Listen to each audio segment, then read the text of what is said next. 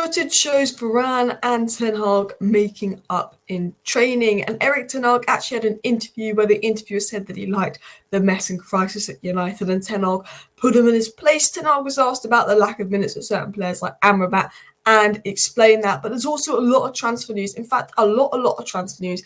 Is it PR spin or are Man United making major moves? Joao Neves, Antonio Silva, double swoop. Man United want two midfielders. Florian Wirtz now linked. Moscardo, a brilliant Brazilian DM, now linked. And I'm telling you now, if Man United got Moscardo and Joao Neves, their midfield is sorted for the next century with the likes of Kobbie Mainoo as well. That would be absolutely insane. Some great players Man United have been linked to. Unfortunately, we can't sign them all, but we're going to talk about the transfer news. What's the most reliable? What's the most likely to happen? What could happen in January? What could happen in the summer? And then we're going to get into the leaked lineup versus Galatasaray. Kobbie Mainoo set to start. The lineup has been leaked. We'll get into that as well. But let's get into the opening story. Varane and Ten Hag sort of pictured shaking hands, making up. Whatever's gone on between them, I think they've put it behind them. Varane ain't Sancho. He ain't going to strop. Varane's a top professional. He'll probably get on with it. I just think Varane was a bit frustrated that Johnny Evans was picked over him. He doesn't get how, for tactical reasons, Johnny Evans is a better pairing than Maguire. He probably got a bit annoyed, rightly so. And then because Varane's professional, he makes up with Ten Hag over it. Bish bash bosh, that's done. Media try and cause a big fuss.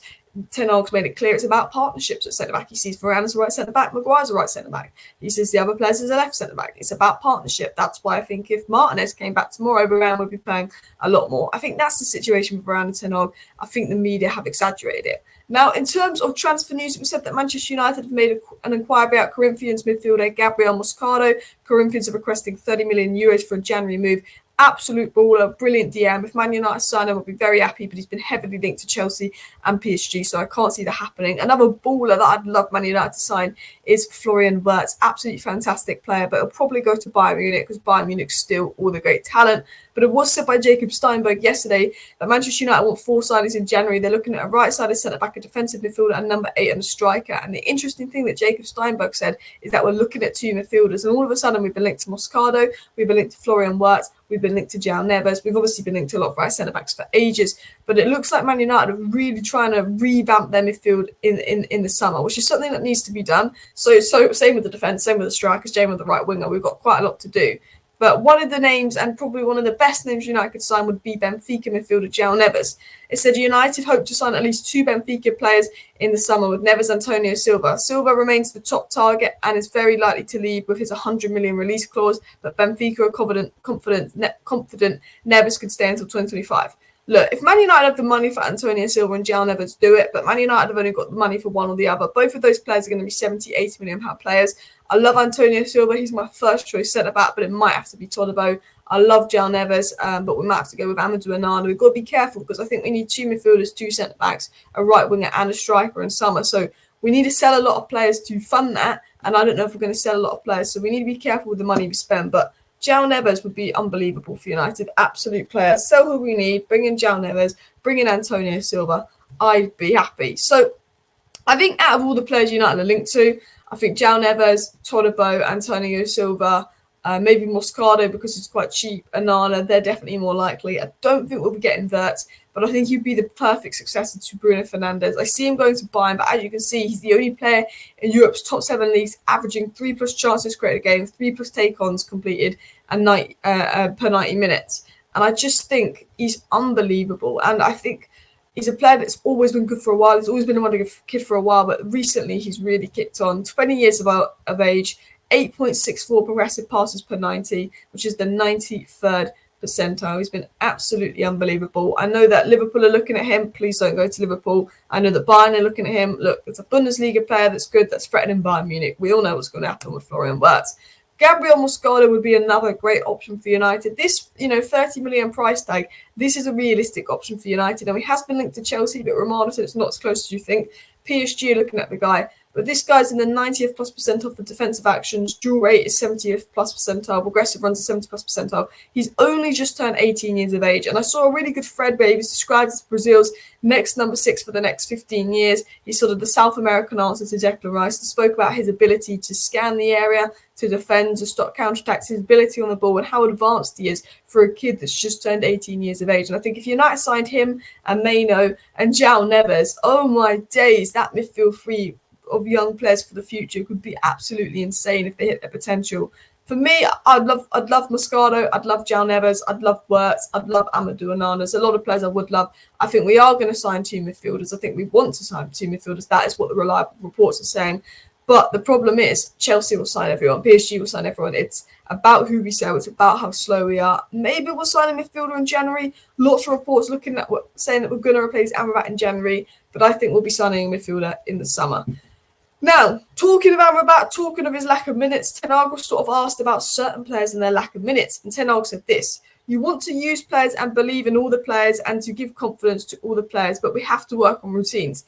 Some players, sometimes they need patience, and that's difficult also because they actually deserve to play because they're doing so well. But it's about balance. You don't want to swap too much. And Ten Hag is saying on the lack of minutes of players, we basically won 5 out of our last 6 games. Players like Amrabat are doing really well in training. Players like Mount are doing really well in training. But if I've won 5 out of 6 games, I don't want to make too many swaps because we've not actually had a consistent team all season. They're not used to playing with each other. We need to build that consistency with maybe the one swap here and there. That is essentially what Erik Ten Hag is saying. Now, in my opinion, Amrabat should be playing over McTominay because he's better than McTominay. But McTominay scored 2 goals versus Brentford and is living on that. I'd like to see Amrabat, Mainoo, Bruno versus Galatasaray. But it looks like it's going to be McTominay, Mainoo, Bruno versus Galatasaray. But what I do love about Erik Ten Hag is he doesn't let the media bully him. The media, when they were interviewing him, said another crisis at Man United is what we like to see. And Ten Hag responds, you like that. It's quite honest, but we don't care about that. We don't care that you like that. The media admit to Ten Hag, they love it when there's a crisis at United. And Ten Hag was like, well, you like that, but we don't care about that. And I like that he put the media in his place because I remember Ten Hag had lost 4-0 to Brentford and Gary Neville and Jamie Carragher had sat him down and were sort of grilling him and almost writing him off already. And Ten Hag didn't let them walk all over him. I thought that the media know that, like, they could walk all over people. And the media probably thought they could walk all over Ten Hag, bully him and all of that. Ten Hag's just not having it. He's not having it. You want a crisis at United? Cool. I don't care. He's not letting the media walk all over him, which is what I absolutely love about Ten Hag. He just goes into the media. He's like, I know you like a crisis, but we don't care. Because the media do. When things are going wrong at Man United, leak, media report, Samuel Luckhurst and his dressing room sources. And the Muppeteer said this. Those stories that came out a couple of weeks ago when we lost to Man City were actually first told to the media in the summer. But they hold on to them. They wait to win a bit of a crisis, 3-0 loss to Man City. They then release those reports to make the situation at Man United sound a lot worse than it is. Like, the media always exaggerate things at United. I think this Varane situation has been exaggerated by the media because if the Varane situation was that bad, he wouldn't be in the squad. Yes, he's not playing, but Ten Hag's explained that's because of the partnership. I think the media are always looking for a crisis at United. They want us to lose. They want another player fall out. And it's so annoying, but I think Ten Hag just sat there and was basically like, shut up, I don't care. Now, Man United play Galatasaray in a must-win game tonight. Who is in the United squad? Onana, Bayindir and Heaton are the keepers. Dalot, Lindelof, Maguire, Shaw, Varane, Wan-Bissaka and Reguilon are the defenders. Amrabat, Bruno, Gore, Hannibal, Mainoo and McTominay, basically academy players, and Bruno and Amrabat in there in the midfield. And then we've got Anthony Hoyle and Garnacho, Hugo and Martial in the attack. Facundo Pellistri reportedly picked up a bit of a knock, is not involved. Marcus Rashford obviously suspended. It was said by 90 minutes that Kobbie Mainoo is expected to keep his place in the United lineup versus Galatasaray, and that just in, Erik Ten Hag has confirmed that Højlund and Antony are available for selection. So going off what we know, I wouldn't mind seeing Martial left wing, Garnacho right wing, Højlund up top, but I don't think Ten Hag's going to play Martial left wing. I think it's going to be the lineup on your right. Actually, I think the lineup is either one of the two lineups. It's going to either be Garnacho, Højlund, Antony, Bruno, Mainoo, McTominay. I think that's going to be the front sort of 6. I'm pretty sure that's the front 6. That's what the league says is going to be the front 6, and we know that he's not really giving Amrabat the minutes. But the back 4, I'm hoping will be Varane, Maguire, Wan-Bissaka, Shaw, or Dalot. But I think the back 4 is going to be Dalot left back with Shaw and Maguire as the 2 centre backs and Wan-Bissaka right back. There's a rumour that Luke Shaw is going to play centre back. I think it'll be one of these 2 lineups versus Galatasaray tonight. Mainoo set to start. I'd like to see Martial and Højlund in the same side. To be honest, I think Martial's been better than Antony, but I think Antony's going to come in. I think Antony's going to play. He is Ten Hag's big, expensive signing as well. But guys, do let me know your Man United starting 11 tomorrow. If it was my starting 11, I would swap Antony out for Martial here, and I would play Varane and Maguire at the back with Luke Shaw left back and Wan-Bissaka right back. Let me know what your lineup would be. Let me know how you're feeling. What's your score prediction?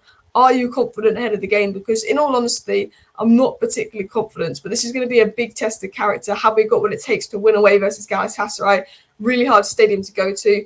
Bayern struggled. You get the win today. I think that gives us a lot of confidence. And even if we don't get out the Champions League group because the other games don't go our way or we lose to Bayern Munich, at least that confidence from the Galatasaray win we can maybe take into the Newcastle game, which is going to be a very difficult game that I'm concerned about. Newcastle and Chelsea coming up. Anyway, smash a like, smash a subscribe. Thank you for watching. See you next time. Bye.